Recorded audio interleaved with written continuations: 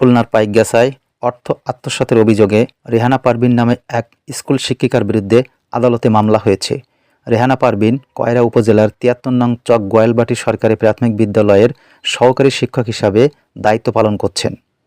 অভিযোগে জানা গেছে, রেহানা পারভীন বিগত ২০২৪ সালে একটি ব্যাংক লোনের কথা বলে ব্যাংক কর্মকর্তা রবিউল ইসলাম নামে এক ব্যক্তির কাছ থেকে ২০ লক্ষ টাকা ধার নেন। ধারের অর্থ তিনি ৩ মাসের মধ্যে পরিশোধের কথা বললেও নির্দিষ্ট সময় পার হলেও তিনি তা পরিশোধ না করে আত্মসাতের চেষ্টা চালান। এমত অবস্থায় কোনো উপায়ন্ত না পেয়ে গত ৭ জুলাই ভুক্তভোগী ব্যাংক কর্মকর্তা রবিউল ইসলাম অর্থ আত্মসাতের ঘটনায় রেহানা পারভীনের বিরুদ্ধে পাইকগাছা সিনিয়র জুডিশিয়াল ম্যাজিস্ট্রেট আদালতে একটি মামলা দায়ের করেন। এ বিষয়ে ভুক্তভোগী রবিউল ইসলাম জানান, রেহানা পারভীন তিনি একজন প্রাথমিক বিদ্যালয়ের শিক্ষিকা। তিনি আমার ৫০০ গ্রাম প্রতিবেশী এবং আমার বন্ধুর স্ত্রী। বিগত বিভিন্নভাবে পারিবারিক সমস্যার কারণে তিনি একটা ব্যাংক থেকে লোন পাবেন, ১৫ লক্ষ টাকার লোন পাবেন সে কথা বলে তিনি আমার কাছ থেকে বিভিন্ন সময় ২০ লক্ষ টাকার মতন ধার নেন এবং তার জামিনদার আমি হই। এখন জামিনদার হিসেবে থাকার পরে আমি তার জন্য বিভিন্ন রকম বিড়ম্বনার সমস্যার সম্মুখীন হই। তিনি আজকে দিবেন কালকে দিবেন করে বিভিন্ন রকম টালবাহানা শুরু করেন এবং তার যে চেকের একটা পাতা আমার কাছে রাখেন জিম্মি হিসাবে এই টাকাটা প্রদান করার জন্য। তো সেই চেক আজকে দিবেন কালকে দিবেন করে করে তিনি কিছুতেই যখন টাকা পরিশোধ করছিলেন না, তখন যার কাছে আমি জামিনদার ছিলাম তিনি আমাকে চাপ দিতে থাকেন যে টাকা না দিলে আমার বিরুদ্ধে বিভিন্ন রকম মামলা করবেন বা চেক ডিজনার করাবেন। এবং তাকে আমি প্রাথমিকভাবে একটা উকিল নোটিশ প্রদান করি, কিন্তু তিনি উকিল নোটিশ পাওয়ার পরও তিনি ব্যক্তিগতভাবে কোনো পদক্ষেপ নেন নাই।